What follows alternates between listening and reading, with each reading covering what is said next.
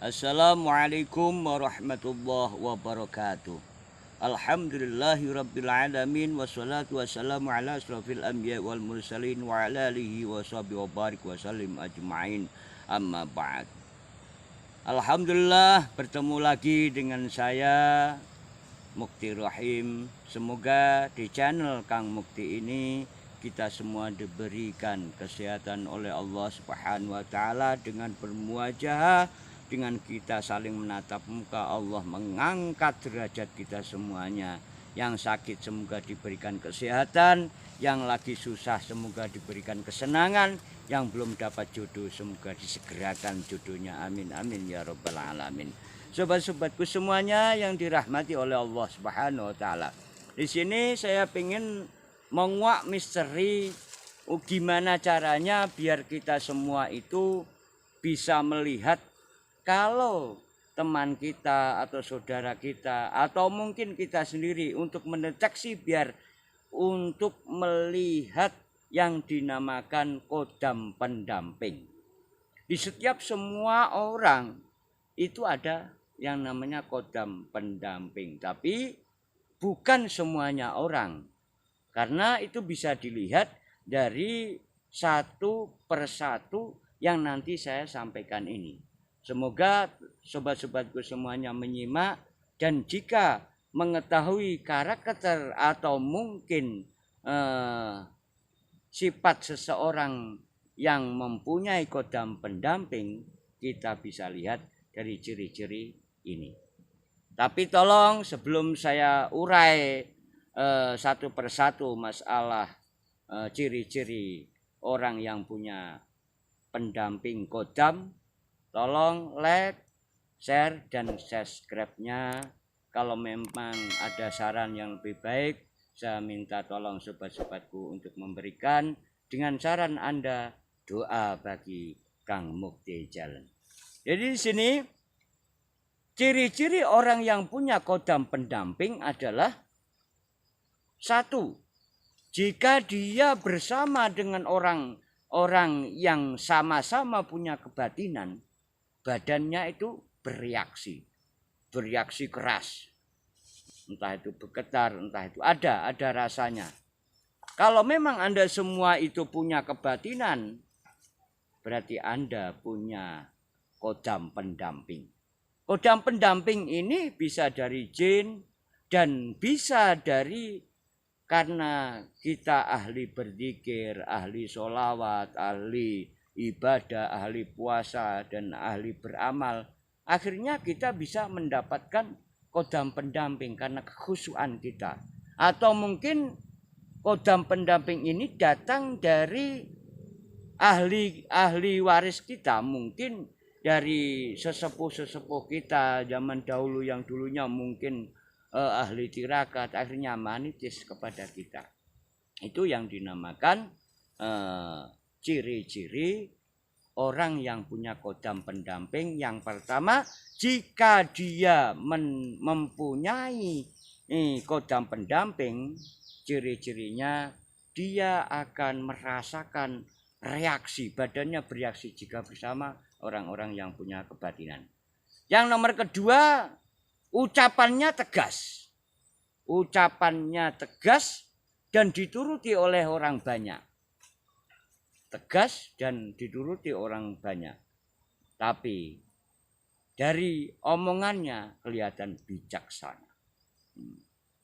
Orang-orang mengikuti apa yang diomongkan dia. Tapi omongannya pun bijaksana. Mengarahkan lebih baik, mengayomi, dan istilahnya bijaksana itu yang sesuai kita ketahui adalah ucapannya selalu baik dan memberikan contoh yang baik. Itu yang kedua. Yang ketiga adalah disegani banyak orang, terutama orang sekitar. Disegani banyak orang, terutama orang sekitar. Orang-orang itu segan pada dia.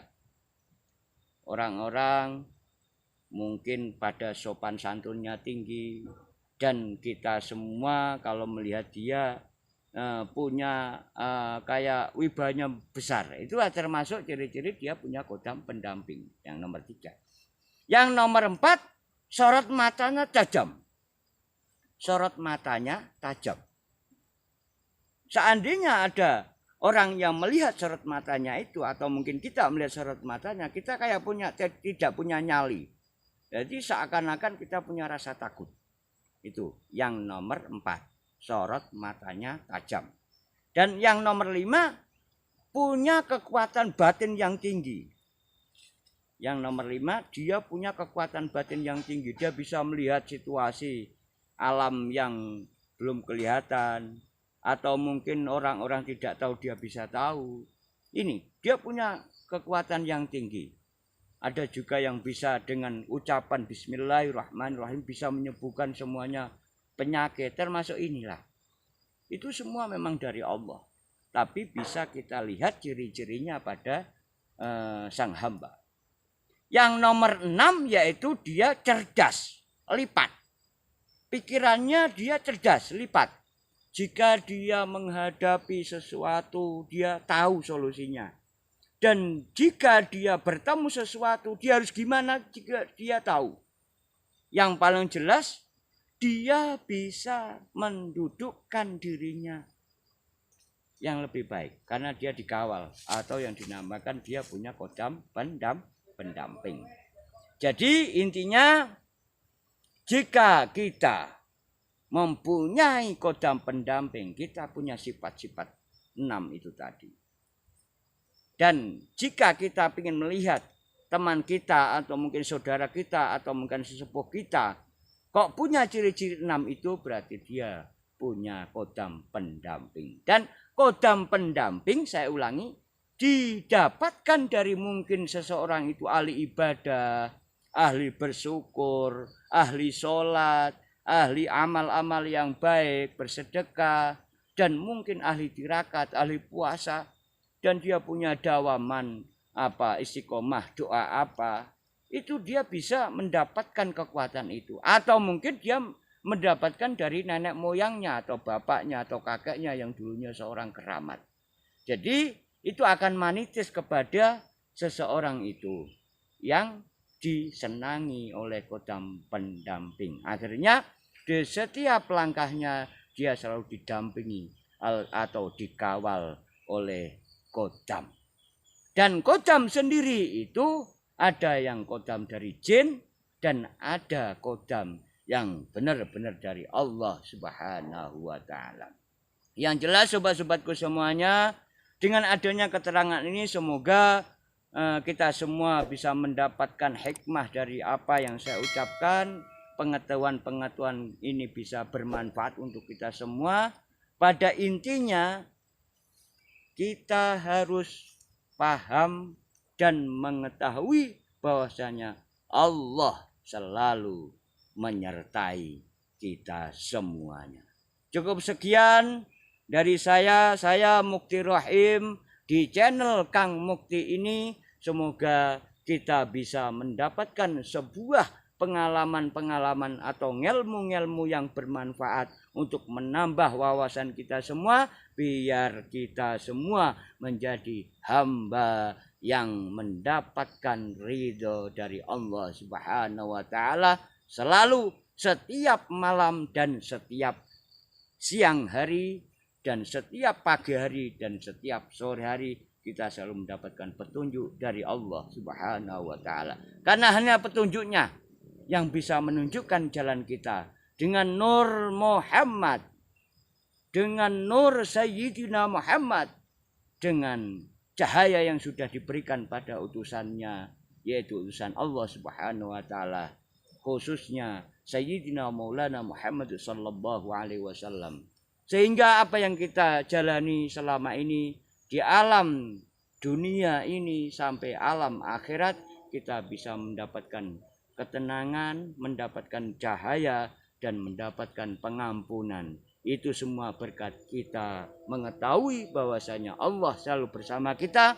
Lewat para utusannya kita selalu terjaga. Amin amin ya rabbal alam. Cukup sekian dari saya. Semoga konten ini sangat membantu. Apabila banyak kurangnya, memang saya manusia. Yang penting doa, berdoa, dan kita saling mendoakan. Kita saling berdoa untuk sesama. Semoga apa yang kita jalankan dan apa yang kita inginkan dikabul oleh Allah Subhanahu wa taala. Sekian dari saya, wabillahi taufiq wal hidayah wa ridha wal inayah husikum wa nafsi bi taqwallah. Wassalamualaikum warahmatullahi wabarakatuh.